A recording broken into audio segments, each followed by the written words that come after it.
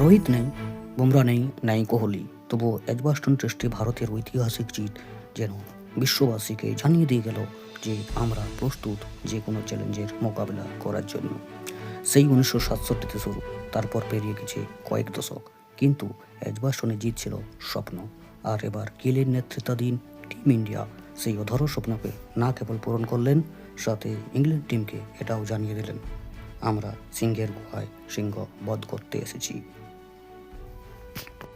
এরই মাঝে লর্ডসে তৃতীয় টেস্ট ইতিমধ্যে শুরু হয়ে গিয়েছে। লর্ডসে অনেকটা এগিয়ে থেকে শুরু করছে ভারত, যদিও পরিসংখ্যানগত দিক থেকে ইংল্যান্ড অনেক এগিয়ে।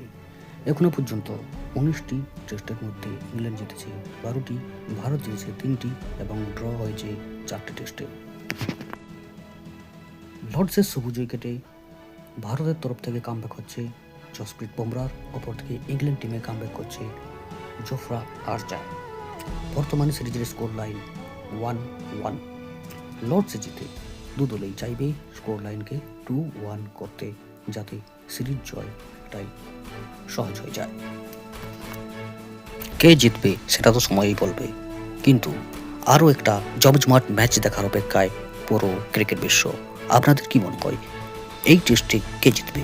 টিম ইন্ডিয়া কি এজবাস্টনের ফর্ম ধরে রাখতে পারবে, নাকি ইংল্যান্ড পুনরায় এই সিরিজে আবার কামব্যাক করবে? কমেন্ট করে জানান। ভিডিওটি শেষ পর্যন্ত দেখার জন্য অশেষ ধন্যবাদ।